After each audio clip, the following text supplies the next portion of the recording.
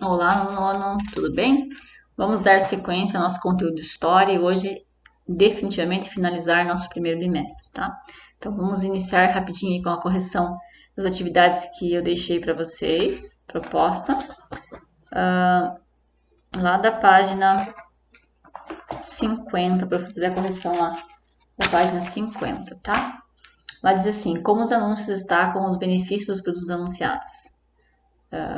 O anúncio do sabonete, além promete redução de peso. Eu acho que até a prof comentou com vocês, né, sobre essa questão. Então, ali, o que acontece? Os anúncios prometiam coisas que até nos dias de hoje nós queríamos, né, como um sabonete que reduz peso. Então, os anúncios publicitários desse momento traziam para as pessoas uma falsa imagem de boa vida ou de benefícios e que fazia as pessoas consumirem, comprarem sem pensar se aquilo realmente era verdadeiro ou não. Os anúncios da década de 20 são muito diferentes do que vemos na atualidade? Não, né? Foi o que a prof acabou de falar. Então, eles são feitos para atiçar esse consumismo que existe dentro da gente, né? De querer comprar e comprar e de repente solucionar um problema que não se tem solução rápida, mas a gente pensa que comprando aquele produto vai resolver. Quando a gente fala na indústria da beleza, nós sabemos que até nos dias de hoje é isso mesmo. Faça uma publicidade bem feita de um creme anti-rugas aí, coloca uma mulher lá linda, maravilhosa e, e sem rugas, duvida a mulher que não vai querer comprar, né? Vai mesmo. Ou coloca aí a propaganda de comida, né? Você tá aí morrendo de fome, às vezes você abre lá o Facebook e aparece aquela um monte de comida ali. Aquilo, né? Só a imagem ali faz com que você queira consumir aquilo na hora. Então isso é a função da publicidade, né? Falamos então sobre a queda da Bolsa de Valores de Nova York. O prof explicou o que foi, né? 1929, quando a bolsa quebra, porque as pessoas aproveitam um momento muito bom nos Estados Unidos, quando ele sai da Primeira Guerra Mundial, e ele tem uma subida da economia lá, né, gigante, e as pessoas começam a investir na Bolsa de Valores. Né? Tudo daquilo de que as pessoas tinham de lucro, investisse na Bolsa de Valores e esperando um retorno. Por muito tempo ela trouxe um retorno. Mas lá em 1929 a bolsa quebra. Quebra porque o mercado consumidor, que é os europeus lá que estão em crise, não vão comprar mais. Então isso vai enfraquecer o mercado, a questão da produção, do comércio, da venda nos Estados Unidos e vai ocasionar a crise. Então é o crack da bolsa de valores em 1929. Então milhares de pessoas dormiram milionárias e acordaram sem nada. Quando eu falo sem nada mesmo, gente. Sem ter uma casa para morar, porque tudo isso foi confiscado pelos bancos e para pagar dívidas. Então, dormiu morando numa mansão e vai acordar na rua, literalmente. E isso vai causar o quê? A Grande Depressão, né? Que a gente vai falar logo logo. Eu só vou fazer a correção aqui dos exercícios da página 52 e já vou entrar na Grande Depressão. Lá. Na parte 52 ficou exercício para vocês, ficou assim, qual é o contexto da obra criada por Rockwell? Então ali nós temos essa imagem lá que vocês fizeram lá, né? Eu leio aqui a minha resposta e vocês organizem lá se necessário. O jornal tem a data de 18 de janeiro de 1930, ou seja, poucos meses após a quebra da Bolsa de Valores de Nova York. 2. Quais são os personagens retratados na obra? É possível distinguir uma senhora, um burguês, uma moça e provavelmente um açougueiro ou padeiro. É a impressão que se tem, né? Pelo avental dele, parece ser isso. Então, esses são os personagens. O que a cena retratada pelo artista simboliza? O artista busca retratar o amplo impacto que a crise da Bolsa de Valores de Nova York teve sobre a sociedade estadunidense. Pessoas de diferentes estados sociais leem o mesmo jornal em busca de informações sobre as ações. Então, toda a sociedade estadunidense nesse momento foi atingida pela quebra de bolsa de valores, não só os milionários, toda a sociedade. Então, eles estão lendo o mesmo jornal, buscando a mesma informação. eu quero que vocês, vamos falar então lá na página 53 de vocês, sobre a Grande Depressão. O que que é essa Grande Depressão? É o que acontece após a quebra da Bolsa de Valores, né? Após essa quebra, com o grande desemprego, com as pessoas que dormiram milionárias e acabaram sem nada, a gente chama de o número de pessoas passando fome, desempregados, aumenta muito. E aumenta junto com isso o suicídio. Então aumenta assim é, drasticamente o número de suicídios. As pessoas não aguentam a pressão, né? Então por isso a grande depressão. É o sentimento que fica nesse povo ao perceber a forma promissora em que a economia estava e de repente se vê em uma miséria, uma situação terrível. Então, a Grande Depressão é o momento após o crack da bolsa, após a quebra da bolsa. Né? O momento em que as pessoas viviam de desemprego, de dívidas e de não ter uma perspectiva de mudança aí. Então, isso é a Grande Depressão, resumindo aí em palavras para vocês. O próprio Henry Ford, lembra lá do Henry Ford que nós falamos lá no começo? Ele teve que vender seus automóveis como sucata. Então pensa aí o que acontece nos Estados Unidos nesse momento. Empresas poderosas como a Ford, o Henry Ford, precisam sucatear suas mercadorias porque não tem para quem vender, não tem o que fazer com a mercadoria, não tem mercado consumidor e tem estoque. Então aí é o grande prejuízo dos empresários, os agricultores também. Eles começam a queimar a produção, porque não tem para quem vender, não tem para quem entregar essa produção. Animais começam a ser tendo que ser sacrificados porque não tem para quem vender a carne, não tem como manter no pasto. Então, uma situação, se nós pararmos para pensar, desesperadora, né? Pense aí um país quebrado, literalmente, né? Com todos os setores em crise. É o que aconteceu em 29 e a Grande Depressão é esse período aí de dificuldade das pessoas. O que eu quero que vocês... Então, crise de 1929, ficou claro para vocês? O que foi a crise de 29? Então, pense nos Estados Unidos saindo da Primeira Guerra Mundial.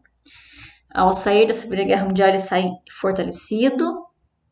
O capitalismo está fervilhando, que é a questão da produção, das indústrias a todo vapor e do comércio. Os Estados Unidos está no auge, né? Tá super poderoso na questão da indústria e do comércio.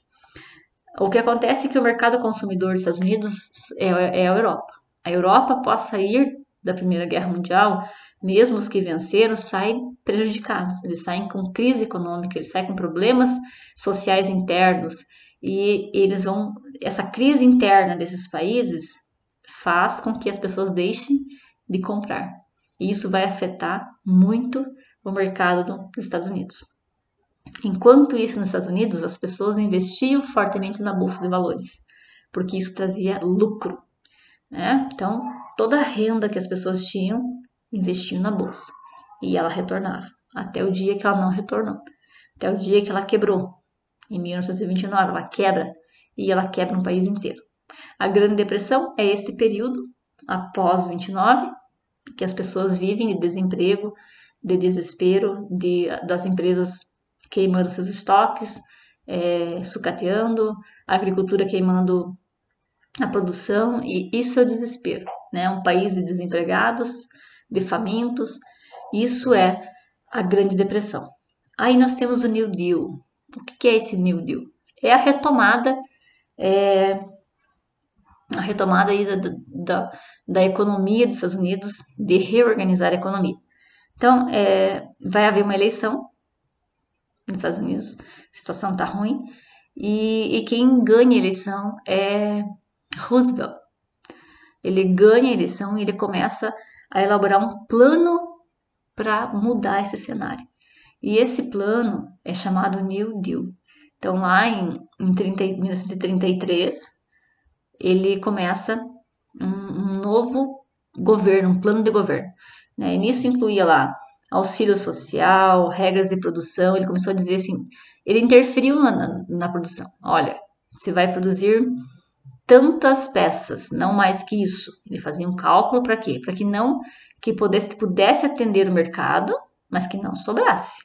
A intenção era não sobrar e nem faltar, porque aí as duas situações alteram a economia, a sobra e a falta, né? Se sobrar, cai o preço. Se faltar, aumenta o preço. Então tem que estar na média, né? Para que a indústria consiga manter um preço e retomar aí o crescimento econômico. O que mais que ele fez? Na agricultura também.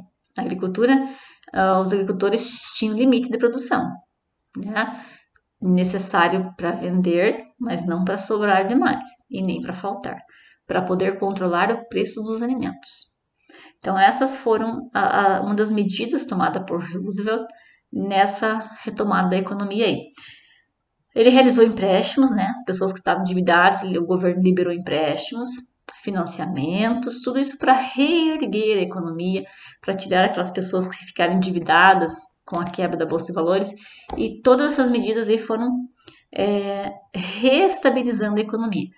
Não foi bem aceita por todos, né? Porque os capitalistas, os grandes capitalistas, eles não aceitavam o limite de produção. Mas mesmo e os grandes agricultores também não, eles queriam produzir muito. Mas mesmo com essas contradições de não aceitar o New Deal, o plano continuou e foi o que mudou o cenário político e econômico dos Estados Unidos. Mas também teve um outro fator que ajudou, né? Então a gente está falando aí de 1929, lá nos anos de 39, então faz essa conta, 29 para 39, ali passou-se 10 anos e logo em seguida o mundo vai iniciar uma nova guerra, a Segunda Guerra Mundial. E ironicamente, esse início da Segunda Guerra Mundial que tira de vez os Estados Unidos do fundo do poço. Então veja que ironia, né? Ele se torna uma grande potência na Primeira Guerra Mundial, né? Porque é ali que ele se destaca na questão da produção bélica, na indústria e se torna potência. Quebra em 29, mas termina de se reerguer e agora definitivamente como potência mundial a partir do início da Segunda Guerra Mundial. Por quê? Porque ao entrar na Segunda Guerra Mundial, os países europeus que já mal estavam se recuperando da primeira vão necessitar muito dos serviços dos Estados Unidos. Tanto que ele só entra novamente no conflito da Segunda Guerra Mundial no final, né? Mais uma vez no final, para ir dar um basta na guerra novamente. Primeiro ele enriquece com isso, muito, sai da crise, e aí no fim da guerra ele entra na guerra para pôr fim ao conflito. Que vocês sabem dessa história, que é uma história para a próxima aula, né? Para próximos capítulos. Então, na segunda-feira nós iniciamos o segundo bimestre. Compreenderam o que é a crise de 29? Se tiverem dúvidas, mandem para a prof pelo WhatsApp. Estou preocupada com quem não me mandou dúvida nenhuma e nem atividade nenhuma. Nem vou citar nomes, né? Se é que está assistindo o vídeo. Mas, parabéns para os que mandaram. Tem atividades para fazer ali. Façam as atividades da página 55. Eu vou explicar um pouquinho agora sobre a crise do café no Brasil. O que foi isso, tá? E depois passo mais exercício para você. O que foi a crise do café no Brasil? Por que a gente fala sobre essa crise no café enquanto nós estamos falando sobre Estados Unidos? Não entendo, prof. Falar sobre o Brasil agora, se o assunto era Estados Unidos. Sim, a gente vai falar um pouquinho sobre isso. Por quê? A crise de 29 afetou imensamente o Brasil. Porque o Brasil produzia muito café. E o mercado consumidor do Brasil era os Estados Unidos. Quando eles deixam de comprar, o Brasil se vê com milhares de pés de café na lavoura e não tem para quem vender. Então, eles são obrigados aí a ter fogo nos pés de café. E se vocês perceberem, o que vai acontecer? Lembram da política café com leite? Lembram lá das oligarquias, da política café com leite, que tinham um acordo entre PRP e PRM? Lembram, né? Foi aí, nesse momento, que o PRP rompe com o PRM. Porque o Partido Republicano Paulista, eles tiveram entrar numa crise terrível, a ponto de queimar os pés de café. E eles pensavam assim, nossa, se agora é o momento que o PRM vai assumir o poder. Mas se eles assumirem o poder, eles não vão dar conta dos nossos assuntos, vão se preocupar com os assuntos deles e não vão se preocupar com o café. Então, o jeito é nós permanecermos no poder para darmos conta de dar uma volta aí nessa crise que se instalou. E aí que acontece a crise do PRP e do PRM e Getúlio Vargas assume o poder em 1930.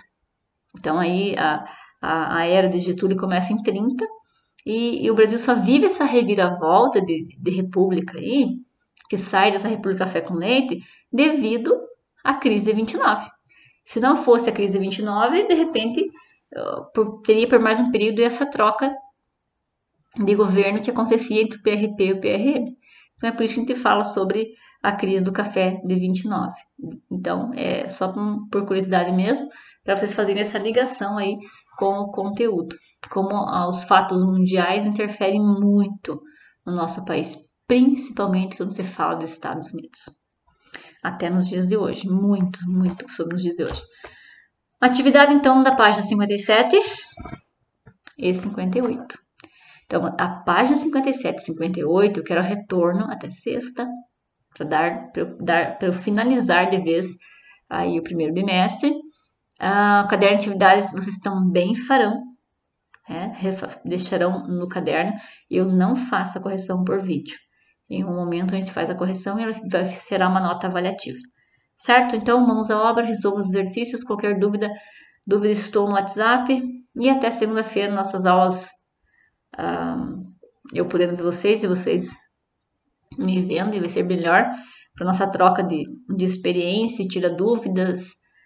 Eu acredito que vai ser bem mais proveitoso, tá?